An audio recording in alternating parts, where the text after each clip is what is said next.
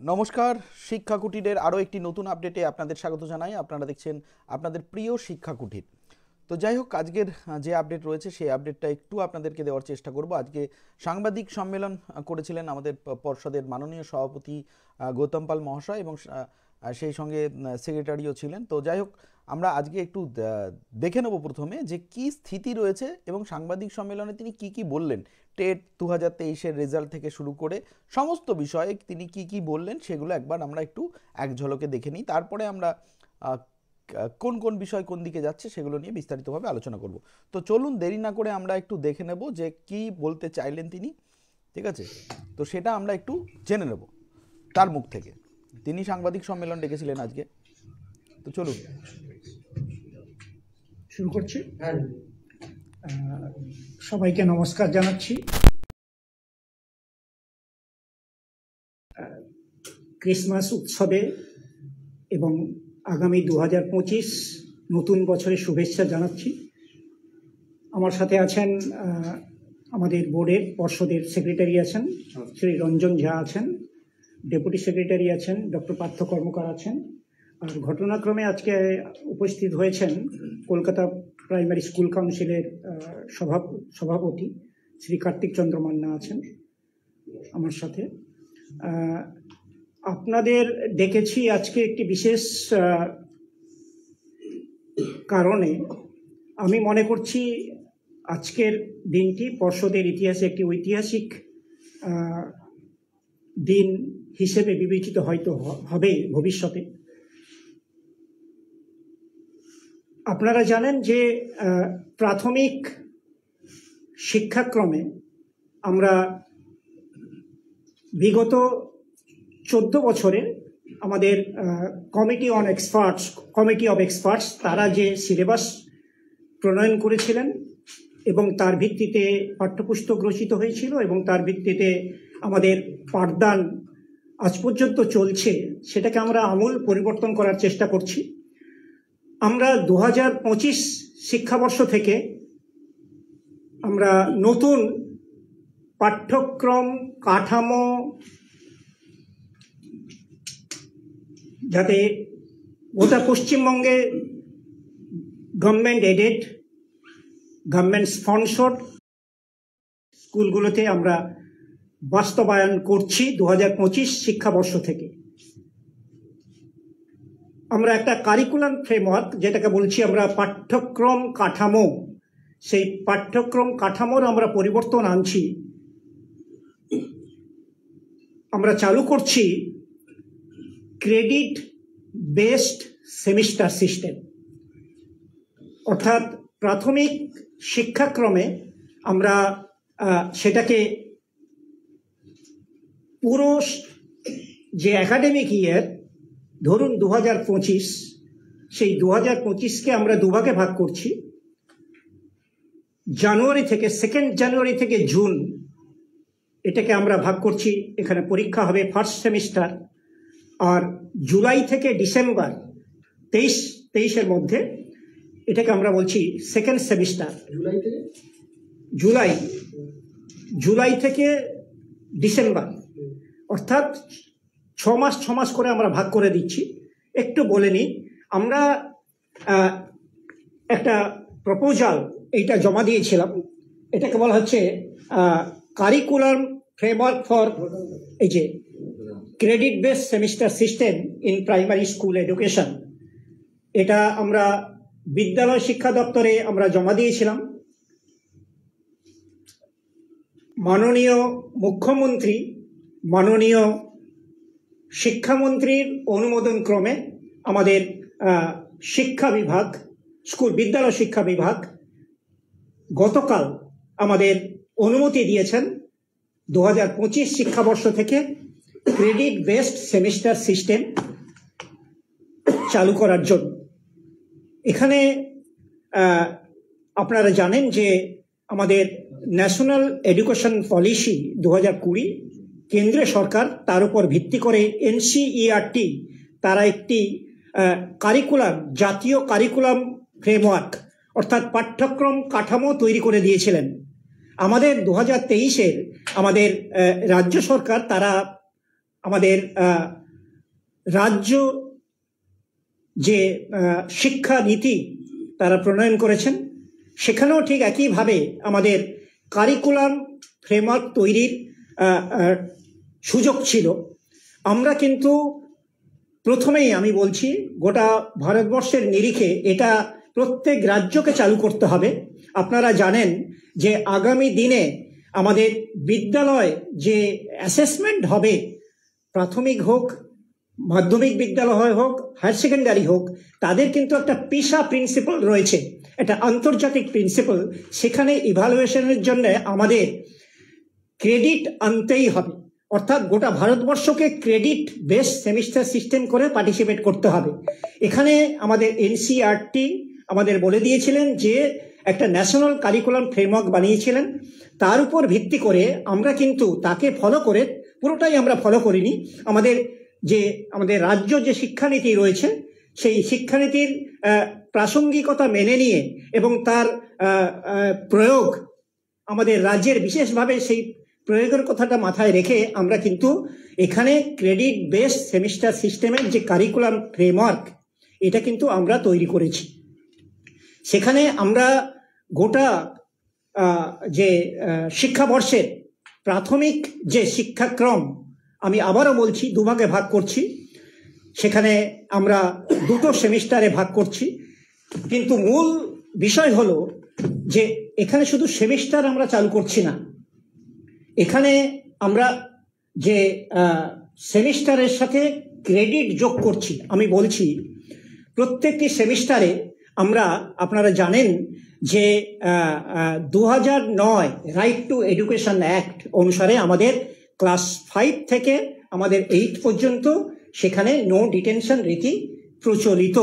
আমাদের রাজ্যের আপনারা দেখবেন যে স্টেট এডুকেশন পলিসি, আমাদের ন্যাশনাল এডুকেশন পলিসিতে প্রাক প্রাইমারি বলা হয়েছে 3 বছর আর 5 ক্লাস 1 থেকে 5, কিন্তু আমাদের যে রাজ্যের যে শিক্ষানীতি সেখানে প্রাক যে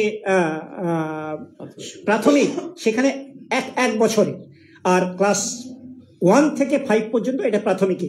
প্রাক প্রাথমিক কিন্তু আমরা এই ক্রেডিট ফ্রেমওয়ার্কে আনা যায় না, আনবও না, কারণ যে এনসিইআরটি ন্যাশনাল কারিকুলাম ফ্রেমওয়ার্ক করেছে তাদের জন্য প্রাক প্রাথমিকের জন্য কোনো কারিকুলাম ফ্রেমওয়ার্ক নেই, কিন্তু ক্লাস 1 থেকে 5 পর্যন্ত ফ্রেমওয়ার্ক আছে। আমি এখানে একটু দেখাবো, তাহলে আপনাদের বুঝতে সুবিধা হবে। তার আগে আমি বলে নিই যে আমাদের প্রত্যেকটি সেমিস্টারে আমরা এটা মূল্যায়ন করছি, ঠিক পরীক্ষা আমরা বলবো না, মূল্যায়ন করছি। সেখানে আমরা বলছি কি না, ধরুন একটা পেপারে, ধরুন বাংলা সাহিত্যের 100 মার্কের পরীক্ষা, কিন্তু আমরা প্রত্যেকটি সেমিস্টারে 2 বার করে আমরা কি করব না, গঠনমূলক মূল্যায়ন। সেখানে কোনো পেন ও পেপার কোনো ছেলে মেয়েকে লিখতে হবে না, পরীক্ষা দিতে হবে না। তারা শিক্ষকরা, আমাদের মাস্টারমশাইরা, তারা কিন্তু ছেলেমেয়েরা সার্বিকভাবে কিভাবে তারা লেখাপড়া করছে, তারা অর্থাৎ ধরুন আমি বলছি ক্লাসরুম টিচিং, সেখানে যিনি পড়াচ্ছেন একজন স্টুডেন্ট, সেখানে তাকে ওই সিলেবাসে ওই পাঠ্যপুস্তকের 1 ক্রেডিট দেওয়া হবে যদি কোনো কন্টেন্টে 15 ঘন্টা পড়ানো হয়। ধরুন বাংলায় 5টা চ্যাপ্টার রয়েছে, সেখানে দেওয়া রয়েছে 15 ঘন্টা, সেই 15 ঘন্টাতে 1 ক্রেডিট দেওয়া হবে। অর্থাৎ আমাদের প্রত্যেকটি ক্লাসে ক্লাস 1, 2 আলাদা, ক্লাস 3 থেকে 5 আলাদা। একটু আমি সোজা করে বলি, যেটা আমাদের এনসিইআরটি বলেছেন যে ক্লাস 1 থেকে 2 পর্যন্ত গোটা শিক্ষাবর্ষের আমাদের 800 ঘন্টা ছেলেমেয়েদের অতিবাহিত করতে হবে, আর ক্লাস 3 থেকে 5 পর্যন্ত ছেলেমেয়েদের 1000 ঘন্টা গোটা বছরে অতিক্রান্ত করতে হবে। তো তাহলে দেখা যাবে, ধরুন ক্লাস 1-এর আমরা যদি বিবেচনা করি তাহলে দেখব প্রথম শিক্ষাবর্ষের একটা স্টুডেন্টকে 400 ঘন্টা তাকে পড়া শিক্ষাদান করতে হবে, ঠিক আছে? সেই 400 ঘন্টার মধ্যে আমরা ক্যালকুলেশন করে এখানে আনতে পেরেছি, মোটামুটি সবটাই আনা যাচ্ছে না, আমরা একটা আপনাদের আমি বলছি, সেখানে 376 ঘন্টা, অর্থাৎ টোটাল ক্রেডিট পয়েন্ট হচ্ছে আমাদের গোটা 800 ঘন্টা পড়ালে পরে আমাদের ক্রেডিট হচ্ছে 27 ক্রেডিট পয়েন্ট। এটাকে প্রত্যেকটি সেমিস্টারে, অর্থাৎ গোটা বছরে 27 হলে একটা সেমিস্টারে 13.5 হচ্ছে ক্রেডিট। আপনারা, আমি যদি টেবিলটা বোঝাই তাহলে বুঝতে পারবেন। আর টোটাল ক্রেডিট আওয়ার্স হচ্ছে 376 ঘন্টা এখানে পড়ানো হবে সিঙ্গেল সেমিস্টার, এবং সবকটা সাবজেক্ট মিলে, ঠিক আছে, 376। আর ক্লাস 3 থেকে 5 পর্যন্ত আমাদের দেওয়া রয়েছে 1000 ঘন্টা। কিন্তু আমাদের প্রত্যেকটি সেমিস্টারে, কারণ আমাকে ক্রেডিটে আনতে হচ্ছে তো ক্রেডিট পয়েন্টে, সেখানে আমরা রাখতে পেরেছি 460 ঘন্টায়, অর্থাৎ 33 ক্রেডিট পয়েন্টস গোটা বছর। তাহলে একটা সেমিস্টারে কত? 16.5। এখানে আমি তার সাথে বলে নিই, আমি একটা টেবিলটা আমরা দেখাবো। তো যেটা বলছিলাম, আমাদের প্রত্যেকটি পেপারে, প্রত্যেকটি সেমিস্টারে 40 নাম্বার, অর্থাৎ 20+20, যেটাকে আমরা ইংরেজিতে বলছি ফরমেটিভ অ্যাসেসমেন্ট, যেটাকে বলছি আমাদের যে গঠনমূলক মূল্যায়ন, সেখানে কোনো পরীক্ষা হবে না, তার জন্য রাখা হয়েছে। এবং 60 নাম্বার রাখা হয়েছে যে তার পেন অ্যান্ড পেপার টেস্ট কবে পরীক্ষা হবে সেটা আমরা বলে দিচ্ছি। পেন অ্যান্ড পেপার টেস্ট, হ্যাঁ, 60 নম্বর সেটা। এখানে আমি বলে নিই, আমরা কিন্তু সার্বিকভাবে আমরা গোটা পশ্চিম বাংলার সমস্ত স্কুলে এই যে পেন অ্যান্ড পেপার টেস্ট হবে, ধরুন বাংলায় সেমিস্টার এন্ডে যে পরীক্ষা হবে, কোশ্চেন কিন্তু আমরা এখান থেকেই করে দেব। একটাই পেপারে গোটা ওয়েস্ট বেঙ্গলে ক্লাস হবে। ওয়েস্ট বেঙ্গলের প্রাইমারি স্টুডেন্টের 5 হোক, 6, আপনার 4 হোক, 3 হোক, 2 হোক, তারা কিন্তু পরীক্ষা দেবে। প্রত্যেকটি সাবজেক্টের আমরা কোশ্চেন তৈরি করে দেব, তাতে তারা পরীক্ষা দেবে। তো আমাদের সার্বিকভাবে আমি বলে নিই যে এখানে আমরা যে মার্কসটা দেব, ধরুন বাংলায় আমরা যদি ধরে নিই, বাংলায় ধরুন টোটাল হচ্ছে 13.5, ঠিক আছে। আমি ধরুন বাংলায় 3.5 এখানে আমি দেখাচ্ছি তার ক্রেডিট, পুরো বাংলা চ্যাপ্টার। ধরুন 12টা চ্যাপ্টার আছে, 6টা চ্যাপ্টারের জন্য 3.5 দেওয়া রয়েছে। তাহলে আমাকে এখানে ক্রেডিট পয়েন্ট কি করে হবে? ধরুন একজন স্টুডেন্ট টোটাল 100 নম্বরের মধ্যে 80 পেল, তাহলে 3 পয়েন্ট ক্রেডিট পয়েন্টে 80তে কত ক্রেডিট পয়েন্ট দাঁড়াচ্ছে ক্যালকুলেশনটা করে নিতে হবে। সেই ক্রেডিট পয়েন্টটা থাকবে, তাকে আমরা দেওয়া হবে। অর্থাৎ আমাদের যে মার্কশিট থাকবে তাতে মার্কসের সাথে সাথে ক্রেডিট দেওয়া থাকবে। সেই ক্রেডিটটা একজন স্টুডেন্ট যখন ভর্তি হবে তাকে একটা unique identification number, registration number দেওয়া থাকবে। সেই রেজিস্ট্রেশন নাম্বারে ক্লাস 1-এ বাংলা, ইংরেজি, ম্যাথমেটিক্স, এনভায়রনমেন্টাল স্টাডিজ, তারপরে ফিজিক্যাল এডুকেশন, হ্যাঁ, তার ওয়ার্ক এডুকেশন, আর্ট এডুকেশন, হ্যাঁ, এই সাবজেক্টগুলোতে কত কত ক্রেডিট পেয়েছে এবং টোটাল কত মার্কস পেয়েছে তারা থাকবে। একটা স্টুডেন্ট ধরুন, এখানে আমরা একটা স্টেট আর্কাইভস করছি, স্টেট ডিজিটাল লকার করছি, এটা আমরা সেন্ট্রাল ডিজিটাল লকারের সঙ্গে যুক্ত করে দেব। একটা স্টুডেন্ট ধরুন ক্লাস 3-তে সে কত ক্রেডিট অর্জন করেছে, ক্লাস 3 পড়ে ক্লাস 4 পড়তে পারলো না, সে যখন, এটা কতটা ফ্লেক্সিবল, সে যখন 5 বছর পরে কোনো এই ধরনের লাইফ লং এডুকেশনে আসবে, তার সে যখন আবার ক্লাস 5-এ ধরুন এখানে না পড়ে অন্য রাজ্যে যাবে, তখন কিন্তু এই ক্রেডিট কত অ্যাকুয়ার্ড করলো 3 পর্যন্ত, এটা ক্যারি করবে। সে ওই রাজ্যে গিয়ে বলবে আমাকে 5 পর্যন্ত এতটা ক্রেডিট অর্জন করতে হবে, আমি এত ক্রেডিট অর্জন করেছি, আমি 5-এ এই ক্রেডিট নিয়ে ভর্তি হচ্ছি। অর্থাৎ তাকে আমরা মার্কসের সাথে ক্রেডিট দিচ্ছি। এটা সেই কারণে আমরা বলছি যে ক্রেডিট বেস সেমিস্টার সিস্টেম, আমি আবার রিপিট করছি, এটা শুধু সেমিস্টার সিস্টেম নয়, প্রতি 6 মাসে পরীক্ষা নেব 1 বছরকে ভেঙে দিয়ে। এখানে আমরা সেমিস্টার সিস্টেমের সাথে ক্রেডিট যোগ করছি। অর্থাৎ আমরা যখন সর্বভারতীয় ক্ষেত্রে প্রতিযোগিতা যাবে আমাদের স্টুডেন্টরা, অন্য কোনো, ধরুন এখানে ক্লাস 5-এ পড়ে মানে বিদ্যালয়ে যাবে অন্য কোনো রাজ্যে, সেখানে কিন্তু এই ক্রেডিটটা ক্যারি করবে।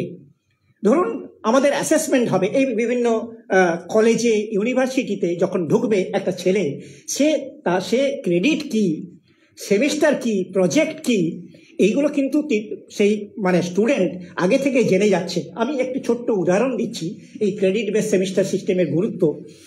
আমরা ক্লাসরুম টিচিং এর প্রতি 15 ঘন্টা 1 ক্রেডিট দিচ্ছি, কিন্তু যখন বাচ্চাকে আমরা বলছি তুমি এই হস্তাক্ষরটা ক্লাস 1-এর ছেলে এইটা বাড়িতে প্র্যাকটিস করবে, এইটা রিডিং নেবে, ওই স্টুডেন্ট যখন পরের দিন ফিরে আসছেন, টিচার তাকে জিজ্ঞেস করছে তুমি এই যে হস্তাক্ষর লিখেছো কিনা দেখাও, এবং তুমি কতক্ষণ, তুমি যে এই যে পড়েছো, তুমি স্কুলে পড়ো তো দেখি, রিডিং পড়।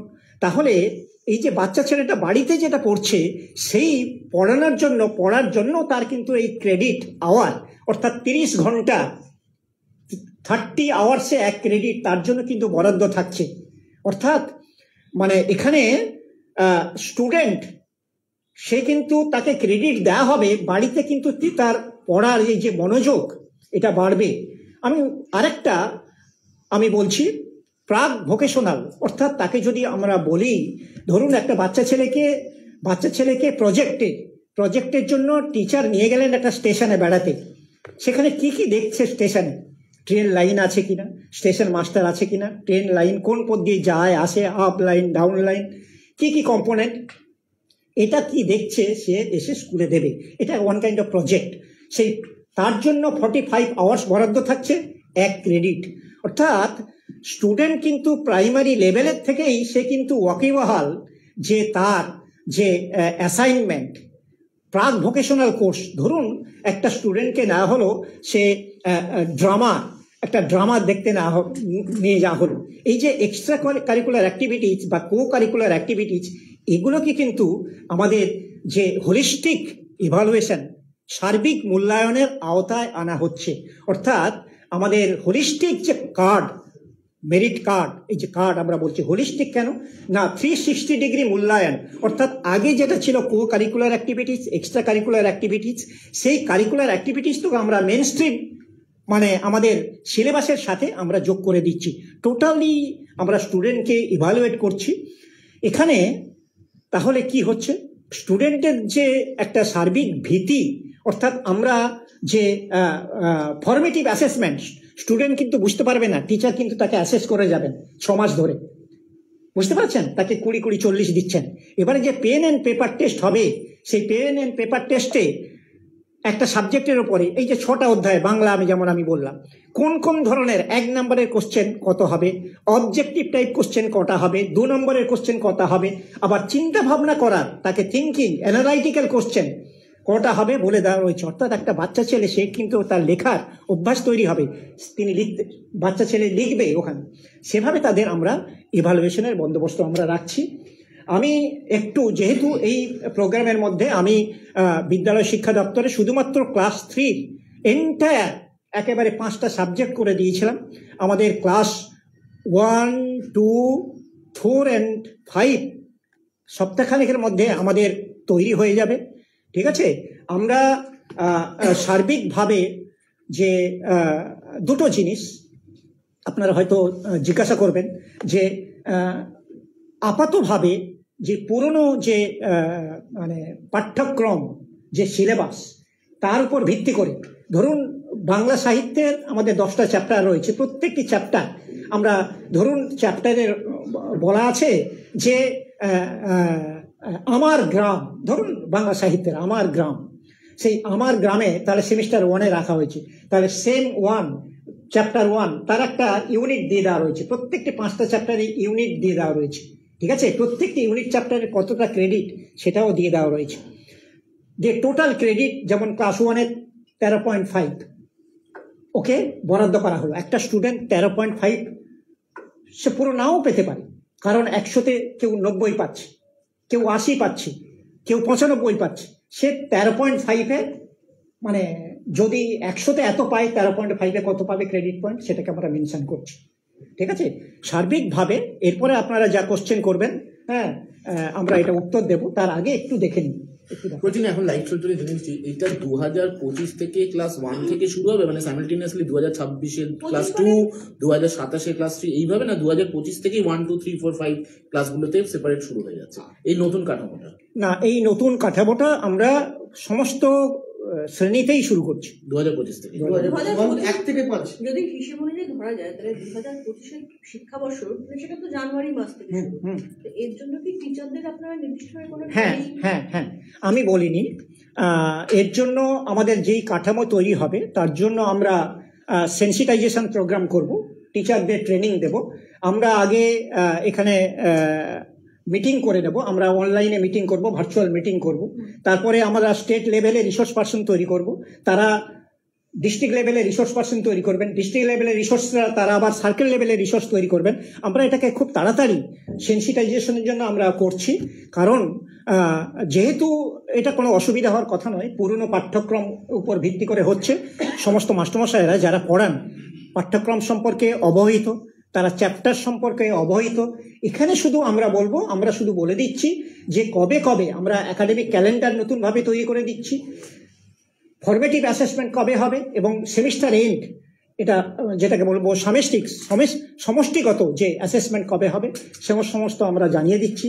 আমরা সেন্সিটাইজেশন প্রোগ্রামে জানিয়ে দেব এবং এটা খুব তাড়াতাড়ি আমরা করব যাতে সমস্ত ক্লাসে আমরা এটা শুরু করতে পারি। সিলেবাসের উপরই এটা চালু হবে নাকি আপনারা সিলেবাসও নতুনভাবে না চেঞ্জ করবেন? না, আমাদের আমাকে মাননীয় শিক্ষামন্ত্রী আমাকে উপদেশ দিয়েছেন সিলেবাসও চেঞ্জ করতে হবে। সিলেবাস চেঞ্জ করার কাজে হাত দিয়েছি, কিন্তু সিলেবাস তো একদিনে হবে না। এটা আপাততভাবে এই পাঠ্যক্রম যে কাঠামো সেটা পুরনো পাঠ্যক্রমেই আমরা এই বছর শুরু করছি। আশা করছি আগামী বছর থেকে নতুন পাঠ্যক্রমে, কারণ পাঠ্যক্রম তৈরি করলে হবে না, তার জন্য বই প্রিন্ট করতে হবে, অনেক আগে আমাদের প্রস্তুত নিতে হবে। ঠিক আছে, অন্তত 6 মাস আগে থেকে এটা প্রেসকে দিতে হয়, প্রেস প্রিন্ট করেন, বইগুলো স্কুলে পৌঁছানো দরকার। যদি বই আমি না পাঠাতে পারি তাহলে তো আমি এই পাঠ্যক্রম কাঠামো যে ক্রেডিট বেস সেমিস্টার সিস্টেম এটা চালু করতে পারবো না। সেই কারণে আমার 1 বছর লাগবে। আশা করছি আগামী বছর থেকে নতুন পাঠ্যক্রমে আমরা মানে 2026 থেকে নতুন পাঠ্যক্রম থেকে এই ক্রেডিট বেস সেমিস্টার সিস্টেমটা আমরা চালু করতে পারবো।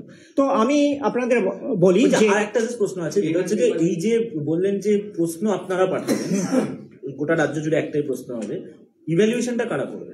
মাস্টারমশাইরা করবেন, শিক্ষক যে যা স্কুলের টিচার সেটা করবে। মানে এই এক রকমের এই কোশ্চেন পেপার পাঠানোর কারণটা কি? কারণ হচ্ছে যেহেতু ধরুন কোন স্কুল আলিপুরদুয়ারে, কোন স্কুল তাদের যে কোশ্চেন ক্লাস 1-এর যে কোশ্চেন করলেন সেটা তাদের মতো করে করলেন। আপনি ধরুন কলকাতার একটা স্কুল অত্যন্ত একটু কঠিন কোশ্চেন, একটু নতুন ধরনের কোশ্চেন করলেন, দেখা যাচ্ছে কলকাতা স্কুলে কঠিন কোশ্চেন করার ফলে সে স্টুডেন্টটি মার্কস পেল 60-100-তে, আর আলিপুরদুয়ারে অপেক্ষাকৃত সরল কোশ্চেন বা সোজা কোশ্চেন করার জন্য পেল 90। মানে ক্রেডিটে মানে ভারসাম্য বিঘ্নিত হবে। ওই কারণে আমরা গোটা রাজ্য জুড়ে চাইছি একটাই, কারণ ইউনিফর্মিটি না আনলে পরে এই ক্রেডিট বেস সেমিস্টার সিস্টেমে মান্যতা পাবে না। আমাকে ইউনিফর্মিটি আনতে হবে, ঠিক আছে? এই কারণে আমাদের সমস্ত সাবজেক্টে একটা ইউনিফর্ম প্যাটার্ন থাকবে এবং একটি ইভালুয়েশন প্যাটার্ন আমরা যারা মাস্টারমশাইরা যারা ইভালুয়েট করবেন তাদেরও আমরা সেভাবে ইনস্ট্রাকশন দেব যাতে আপনারা দেখেন মাধ্যমিক, হায়ার সেকেন্ডারি একটা ইউনিফর্ম ইভালুয়েশন দেবো। আপনি বলছেন যে সর্বভারতীয় স্তরে যে পরীক্ষাগুলো হয় তার সাথে সামঞ্জস্য রাখার জন্যই করছেন। এই যে প্রথম সেমিস্টার মানে 6 মাসের মাথায় যেটা হবে সেটা কি শর্ট অ্যান্সার কোশ্চেন ফর্মে হবে, এবং দ্বিতীয় যে সেমিস্টারটা হবে সেটা কি ব্রড অ্যান্সারে হবে? না, আমি দেখাচ্ছি, দেখলে বুঝতে পারবেন। লাস্ট প্রশ্ন করে নিন, এটা হচ্ছে যে আপনি বলছেন যে ফার্স্ট সেমিস্টারে যা ক্রেডিট রয়ে গেল সেকেন্ড সেমিস্টার ক্রেডিটেবল। ধরুন কেউ ফার্স্ট সেমিস্টার করে কোনো শারীরিক সমস্যা বা অন্য কোনো সমস্যার জন্য সে সেকেন্ড সেমিস্টারটা কন্টিনিউ করতে পারলো না, পরে যদি সে ধরুন ক্লাস 3 সেই স্টুডেন্টটা আবার সে ক্লাস 3-তে করতে চায়, তাহলে কি তার আগের ক্রেডিটটা ইভ্যালুয়েটেড হবে নাকি তাকে নতুন করে ক্রেডিটেড হবে? না, এটা একটা ফ্লেক্সিবল সিস্টেম। একটা স্টুডেন্ট যদি আমরা যেহেতু নো ডিটেনশন আছে, ক্লাস 2-তে চলে গেলেও তাকে কিন্তু আমরা এক্সপোজার দেব, সে কিন্তু 2-তে থেকেও যেটা অর্জন করতে পারেনি ক্রেডিট সেটা কমপ্লিট করে দিতে পারে। রেমেডিয়াল বলছি আরেকটা বিষয় আছে, ধরুন আপনারা ক্লাস 1 থেকে ক্লাস 5 পর্যন্ত সেমিস্টার সিস্টেম করছেন, কিন্তু একটা ছাত্র যখন ক্লাস 5 পাস করে বেরোচ্ছে, ক্লাস 6 থেকে তো সে আর গতানুগতিক সেই পুরনো মূল্যায়ন ব্যবস্থা দিয়ে তাকে ফিরে যেতে হচ্ছে। তাহলে সেই ছাত্রটা ডেভেলপমেন্টটা কোথায় হলো যে ক্লাস 5 পর্যন্ত সেমিস্টার, ক্লাস 6 থেকে গতানুগতিক মূল্যায়ন, মাধ্যমিক পর্যন্ত, 8 পর্যন্ত? না, দেখুন গোটা ভারতবর্ষে কিন্তু আপনি দেখবেন যে যেগুলো অন্য বোর্ডে তারা কিন্তু করছে, সবাইকে কিন্তু এটা করতে হবে, এটাকে আলটিমেটলি এই পদ্ধতিটাকে অ্যাডপ্ট করতে হবে। কারণ আমাদের আপনারা জানেন যে 2023-এর যে রিপোর্ট, এটা আমাদের রিপোর্ট নয়, আমাদের দেখবেন ন্যাশনাল অ্যাচিভমেন্ট সার্ভে হয় প্রত্যেক বছর, আমাদের 24-এর কিন্তু রেজাল্ট বেরোয়নি। 2023-এর যে ন্যাশনাল অ্যাচিভমেন্ট সার্ভের যে রিপোর্ট, সেই রিপোর্ট অনুসারে আমাদের গোটা ভারতবর্ষের নিরিখে, বড় রাজ্যগুলোর নিরিখে আমাদের কিন্তু পশ্চিমবাংলায় প্রাথমিক শিক্ষায় ফাউন্ডেশনাল লিটারেসি নিউমারেসি প্রাথমিক শিক্ষায় কিন্তু 1 নম্বর ফার্স্ট হয়েছে, এটা ভুলবেন না। আমাদের সেই যে আমাদের মানে কি বলবো যে উৎকর্ষ আছে, সেই উৎকর্ষটাকে ধরে রাখা এবং পরবর্তী পর্যায়ে যে সেন্টার অফ এক্সিলেন্সে নিয়ে যাওয়া, সেই চেষ্টাটা কিন্তু এই পাঠ্যক্রমের মাধ্যমে, এই পাঠ্যক্রম অবকাঠামোর মাধ্যমে আমরা এটাকে বজায় রাখতে পারবো এই আশা করছি। এবং আমি বলছি যে এই যে আমরা এটা নিশ্চয়ই আমি আপনারা বলবেন, আপনারা বুঝবেন যে এটা একটি সাহসী পদক্ষেপ। ভারতবর্ষের সব রাজ্য হয়তো নেবে, করতে বাধ্য হবে, কিন্তু পশ্চিমবাংলা কিন্তু প্রাথমিক শিক্ষাক্রমে প্রথম, ভারতবর্ষের নিরিখে প্রথম কিন্তু এই ক্রেডিট বেস সেমিস্টার সিস্টেম চালু করছেন। আমাদের সোমরাজবাবু একটা প্রশ্ন জিজ্ঞেস করলেন যে ক্লাস 5 থেকে, দেখুন 6 থেকে তো মানে প্রাথমিক শিক্ষা পর্ষদ এটা শিক্ষাক্রম মানে তাদের যে একাডেমিক যে কার্যক্রম পরিচালনা করে না, এটা মাধ্যমিক শিক্ষা পর্ষদ তারা পরিচালনা করেন, তারাই হয়তো বলতে পারবেন। আমার প্রশ্নটা না এটা হবে, এটা হবে, আপনারা করছেন, কিন্তু তারপরে তো সেই ছাত্র বা ছাত্রীরা তো সেই গতানুগতিক পুরনো মূল্যায়ন ব্যবস্থা দিয়ে ফিরে না, এটাও হতে পারে। আমরা শুরু করলাম না, ক্লাস 6 থেকে শুরু হলো, এটাও হতে পারে। তাহলে একটা বাচ্চা ছেলে সে প্রথমে ট্রেনিংটা পেল না, 6-এ গিয়ে এই ধরনের কাঠামোর সম্মুখীন হলো। হ্যাঁ, ঠিক আছে। বিষয়টা জানবো যে যখনই সেমিস্টার সিস্টেম শুরু হয় তখন সেখানে টিচিং আওয়ারটা খুব বড় ম্যাটার করে, যে কারণে এইচএস কাউন্সিলও এবার বললো যে কেউ যদি অনলাইনে ক্লাস নিতে চায় পুজোর ছুটির সময় নিতে পারে।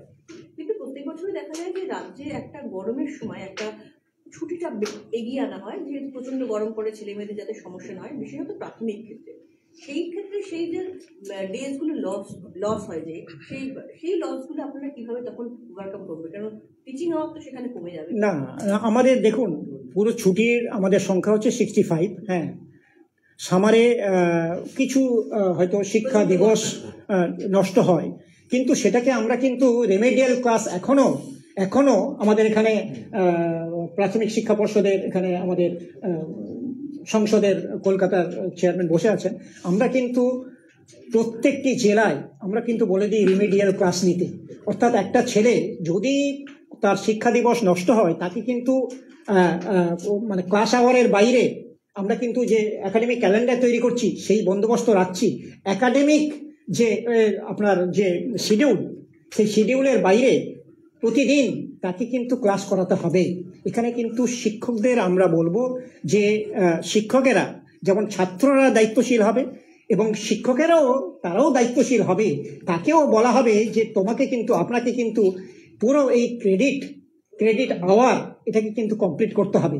ক্রেডিট আওয়ার কমপ্লিট না করে কিন্তু পরীক্ষায় যাওয়া যাবে না।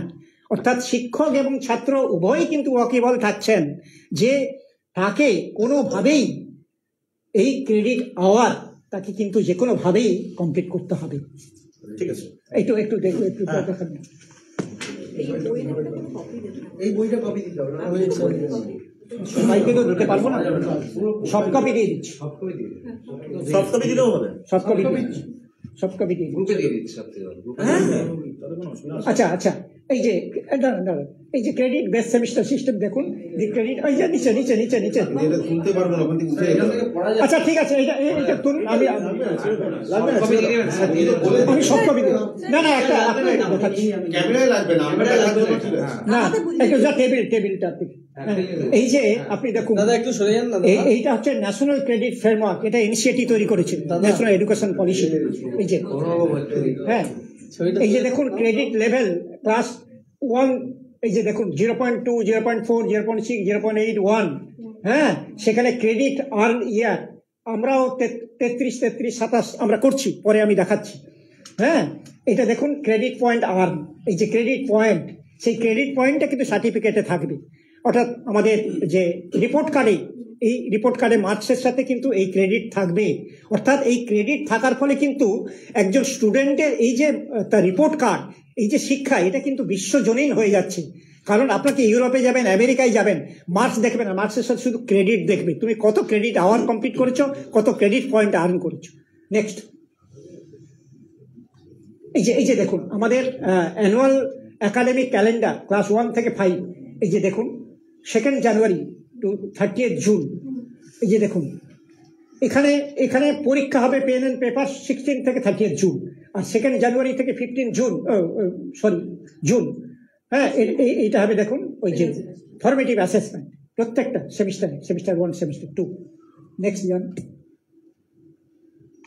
এই যে হ্যাঁ, এই যে দেখুন নামান এই যে ক্রেডিট মানে এই যে ক্লাস 1 থেকে 2 আমাদের কত না, আমি বলেছিলাম সারা বছরে যেটা এনসিইআরটি বলছে 800 ঘন্টা, আর প্রতি সেমিস্টারে 400। আমরা এটা 400 আনতে পারিনি, কাছাকাছি এনেছি 367।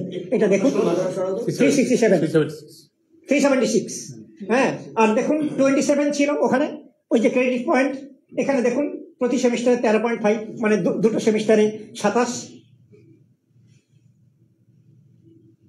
দেখুন প্রত্যেকটি এই যে টোটাল ক্রেডিট পয়েন্ট, এটা language 1, language 2, mathematics, environmental science, হ্যাঁ, তারপরে হেলথ, এইচই হচ্ছে health education, physical education, work education, art education. হ্যাঁ, এই যে 5টা সাবজেক্ট মিলে হচ্ছে 13.5। প্রত্যেকটি সাবজেক্টে দেখুন, ধরুন L1 শুধু বাংলা নয়, অনেকের আছে নেপালি আছে, হিন্দি আছে, উর্দু আছে, তেলুগু আছে, ওডিয়া আছে, তাদের দেখুন 3.5। ইংলিশটা দেখুন 2। তার মানে যতগুলো চ্যাপ্টার আছে সেই চ্যাপ্টারের মধ্যে সেই 3.5টাকে ডিস্ট্রিবিউট করে দেওয়া হবে সেমিস্টার 1। আবার ইংরেজি যতগুলো চ্যাপ্টার থাকবে সেমিস্টারে 2 ক্রেডিটটাকে ডিস্ট্রিবিউট করে দেওয়া থাকবে। ম্যাথমেটিক্সটা 3.5 ক্রেডিট ডিস্ট্রিবিউট করে দেওয়া থাকবে, কিন্তু টোটাল ক্রেডিট হবে 13.5। নেক্সট, এই যে 3 থেকে 5, এটা দেখুন 1000 ঘন্টা টিচিং লার্নিং আওয়ার। সেখানে প্রত্যেকটি সেমিস্টারে 500, কিন্তু আমরা কাছাকাছি এনেছি 460 আওয়ার্স। এখানে 33 দেখবেন 33 ক্রেডিট পয়েন্ট। এখানে তাহলে সেমিস্টারে কত? 16.5। দেখুন টোটাল আমাদের ল্যাঙ্গুয়েজ 1, ল্যাঙ্গুয়েজ 2, ম্যাথমেটিক্স, ইভিএস, আর health education, physical education, work education, art এডুকেশনে 2.5। এটাও দেখুন 16.5 আনা হয়েছে। অর্থাৎ একটা স্টুডেন্ট ধরুন 16.5, তার এই আপনার এই 4.5 রয়েছে বাংলায়, সে বাংলায় 100তে, আমি আবারও বলছি 80 পেল, তাহলে কত ক্রেডিট হবে? 100তে 4.5 ক্রেডিট, তাহলে 80তে কত হবে সেই ক্রেডিট পয়েন্ট? সেইভাবে ক্যালকুলেশন হয়ে যাবে, তার রিপোর্ট কার্ডে থাকে। নেক্সট এবারে দেখুন সাবজেক্টে, ধরুন এটা এটা অ্যাসেসমেন্টে সেমিস্টার 1, সেমিস্টার 2তে কিভাবে হবে আমরা বলে দিয়েছি। হ্যাঁ, এইগুলো এই যে দেখুন বাংলা, এই যে আমি বলেছিলাম না, বাংলা সেমিস্টার 1-এ এই যে দেখুন এই যে চ্যাপ্টারগুলো, বেঙ্গলি SM মানে সেমিস্টার 1 চ্যাপ্টার। এবারে মানে প্রত্যেকটি কোর্স কোডের ইউনিট দেওয়া রয়েছে। বেঙ্গলি BNG মানে বেঙ্গলি সেমিস্টার 1, 2। হ্যাঁ, দ্বিতীয় পাঠ, প্রথম পাঠ, দ্বিতীয় পাঠ, তৃতীয় পাঠ, চতুর্থ পাঠ, পঞ্চম পাঠ। না পেজ, প্রথম পাঠ এই পিপি, এই যে প্রথম পাঠ। না, পেজ নাম্বার দেওয়া হচ্ছে, পেজ নাম্বার, বইয়ের পেজ নাম্বার। আমরা ওটাকে কোড আমরা ডিটেলস আমরা নিচে বলে দিয়েছি আর কি। ওটা 18 থেকে 26। এইভাবে দেখুন ক্রেডিট 4.5 এই যে ভাগ করে দিয়েছি প্রত্যেকটি চ্যাপ্টার। হ্যাঁ, এখানে এই থিওরিটিক্যাল ক্লাসে আমরা কত ক্রেডিট, 15 ঘন্টা পড়ালে পরে 1 ক্রেডিট, সেইভাবে তাহলে ক্রেডিট ডিস্ট্রিবিউশনটা হয়ে যাচ্ছে। এবারে দেখুন যখন ইনবিল্ট অ্যাসেসমেন্টে 20-40 থাকছে, আর আমি বললাম সেমিস্টার এন্ড এক্সামিনেশনে দেখুন 60, তাহলে প্রত্যেকটি চ্যাপ্টার থেকে কত কোশ্চেন থাকছে? 10 আমরা বলে দিচ্ছি, টোটাল 100 আমরা। হ্যাঁ, এটাকে আমরা বলে দিচ্ছি। সব সাবজেক্ট আমরা ক্লাস 3-তে দিয়েছি, শুধু এবারে করে দিন, এইটাকে দিয়ে দিন, এইটাকে দিয়ে সব আমি দিয়ে দিই। হ্যাঁ, এটাকে দিয়ে দিন। এই যে দেখুন বেঙ্গলি 2nd সেমিস্টার, হ্যাঁ, এবারে দেখুন, এবারে ইংরেজি আছে। এবারে কোন কোন কোশ্চেন হবে আমরা বলে দিয়েছি, অবজেক্টিভ, ভেরিয়েবল, এই যে দেখুন গোটা marks allotted for is item, এই যে দেখুন সব বলে দিয়েছি। টোটাল মার্কস 60, টোটাল মার্কস আমরা বলে দিয়েছি কোন কোন চ্যাপ্টার থেকে কত নম্বরের কোশ্চেন আসবে। হ্যাঁ, নেক্সট এইভাবে এই যে দেখুন আমরা কোশ্চেন, হ্যাঁ মডেল সিআরএলটি, এই যে ক্লাসে দেখুন এইটা।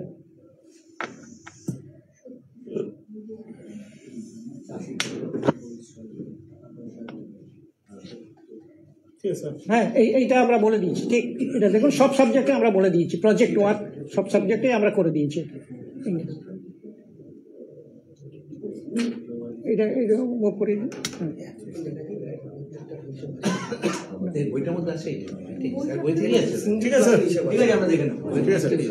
এবার একটু অন্য প্রশ্ন করি। হ্যাঁ, বলছি স্যার, টেটের রেজাল্ট কবে বেরোতে পারে? সেটা বেরোবে। দেখুন, আমাদের কিছু কোর্টের বাধ্যবাধকতা আছে। আপনারা জানেন যে কিছু কোশ্চেন নিয়ে চ্যালেঞ্জ হয়েছে, সেগুলোতে বিভিন্ন বিশ্ববিদ্যালয়ের এক্সপার্ট আসছে, বোর্ডেরও এক্সপার্ট থাকছেন, আমাদের দুটো বিশ্ববিদ্যালয়ের এক্সপার্ট থাকছেন, তারা আবার রিইভ্যালুয়েট করবেন। আমরা এটা দেখে নিতে চাইছি, কারণ একটা কমপ্লিট না হলে আরেকটা আমরা চলে গেলে পরে তাহলে লিগাল কমপ্লিকেশনস তৈরি হতে পারে। অর্থাৎ আমরা কিন্তু এটা মানে স্বতঃপ্রণোদিতভাবে এটা ডিলে করছি নয়, আমরা রেডি আছি। আমাদের অনেক পরীক্ষার্থী তারা কোর্টে গেছেন, তাদের যে গ্রিভান্স, তাদের যে অভিযোগ, সেটা সত্যি কি মিথ্যে আমাদের এক্সপার্টরা ইভালুয়েট করবেন।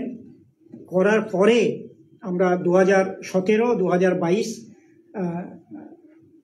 সেটা কমপ্লিট হয়ে যাবে, তারপরে আমরা এটাকে পাবলিশ করব, টেটের রেজাল্ট পাবলিশ করব। 17-22 মানে বুঝলাম না। না 2017 টেট নিয়েও অভিযোগ আছে, কারণ যারা অনেকেই অকৃতকার্য হয়েছেন তারা বলছেন যে টেটের কোশ্চেন ভুল আছে। হ্যাঁ, কিন্তু এটা যেহেতু বিচারাধীন বিষয়, আমি মন্তব্য করব না। সেই অভিযোগের পরিপ্রেক্ষিতে আমাদের সম্মানিত কলকাতা হাইকোর্ট, মহামান্য সুপ্রিম কোর্ট, তারাও একটা মানে মহামান্য কলকাতা হাইকোর্টের যে রায় সেটাকেই বলেছেন মেনে নিতে। আমরা মেনে নিয়ে আমরা যে কমিটিগুলো সম্মানিত কোর্ট তৈরি করেছেন তারা বসবেন, পর্যালোচনা করবেন, কোশ্চেন ভুল আছে কি ঠিক আছে তারা দেখবেন, তারপরে আমরা সিদ্ধান্ত জানাবো। মানে আপাতত 2017, 2022 অভিযোগ নিষ্পত্তি না হওয়া পর্যন্ত আপনারা এই লাস্ট যে টেট নিয়েছেন তার এটা আমি বলবো আমরা আইনি পরামর্শ নিচ্ছিলাম আমরা, কিন্তু এটাকে কমপ্লিট না করে যদি আমরা করে দিই আইনি জটিলতা বাড়বে। মানে 17 আর 22 যতক্ষণ জটিলতা নাম দিচ্ছে 23 রেজাল্ট বেরোচ্ছে।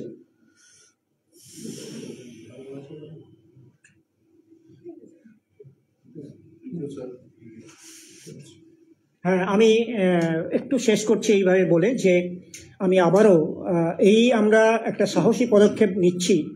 আমি আমাদের সম্মানিত মুখ্যমন্ত্রী, রাজ্যের মুখ্যমন্ত্রী এবং আমাদের রাজ্যের শিক্ষামন্ত্রী অধ্যাপক ব্রাত্য বাসুজি এবং আমাদের যে প্রিন্সিপাল সেক্রেটারি, আমাদের আছেন যে সেক্রেটারি বিদ্যালয় শিক্ষা বিভাগ এবং প্রকল্প অধিকর্তা, আমাদের পশ্চিমবঙ্গ রাজ্যের যে সমগ্র শিক্ষা কর্মকাণ্ড তার প্রজেক্ট অধিকর্তা এবং আমাদের যে কমিশনার, আর আছেন আমাদের অ্যাডিশনাল সেক্রেটারি বিদ্যালয় শিক্ষা বিভাগের এলিমেন্টারি এডুকেশন ডিপার্টমেন্টে, সবাইকে আমি ধন্যবাদ দিচ্ছি।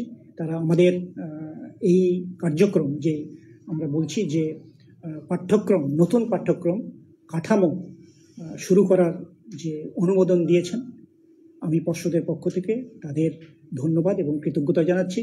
আর কৃতজ্ঞতা জানাচ্ছি আপনারা আমাদের আমন্ত্রণে এসেছেন, আপনাদের সবাইকে আমি আবারও ধন্যবাদ জানাই এবং নতুন বছরে শুভেচ্ছা অভিনন্দন জানাচ্ছি। আপনারা ভালো থাকবেন, সুস্থ থাকবেন। সাপ্লিমেন্টারি চার্জশিট জমা করেছেন, দুর্নীতির অভিযোগ, সেখানে বলা হচ্ছে যে অনেকে জড়িত, এই বিষয়টা নিয়ে আপনারা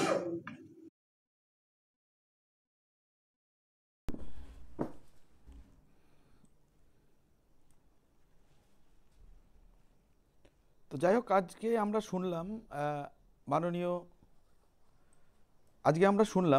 মাননীয় পর্ষদ সভাপতির মূল্যবান বক্তব্য, এবং সেখান থেকে একটি বিষয় কিন্তু পরিষ্কার হয়ে গেল যে 23-এর রেজাল্ট কিন্তু এই মুহূর্তে নয়, এবং 23-এর রেজাল্টটা কিন্তু আটকে রয়েছে মূলত 17 এবং 22-এর প্রশ্নভুল মামলার ক্ষেত্রে। এবং আমি প্রথম থেকেই বলেছিলাম যে মানে যে ইন্টারভিউ নোটিফিকেশনটা আসবে সেখানে কিন্তু 23টাও অংশগ্রহণ করবে, এবং সেই সঙ্গে সঙ্গে আরও একটা বিষয় যে ভিড় কিন্তু বাড়বে, এইটা কিন্তু মাথায় রেখে দিতে হবে। তার কারণ ভিড় কিন্তু বাড়তে চলেছে, তার কারণ ফেব্রুয়ারি মাসের আগে কিন্তু কোনো নোটিফিকেশান আসছে না, ঠিক আছে? ফেব্রুয়ারির আগে কিন্তু নোটিফিকেশান আসছে না, এটা মোটামুটি আপনারা ধরে রাখতে পারেন। কারণ ফেব্রুয়ারিতে প্রশ্নভুল মামলার একটি গুরুত্বপূর্ণ রায় রয়েছে, প্রশ্নভুল মামলার সাপেক্ষে কিন্তু যাবতীয় যা কিছু হবে। এই মুহূর্তে আর কোনো কিছু কিন্তু বেরোচ্ছে না, এটা একদম মোটামুটি এক প্রকার স্পষ্টই হয়ে গেল। তো যাই হোক, দেখতে থাকুন, পাশে থাকুন শিক্ষা কুটিরে। ধন্যবাদ।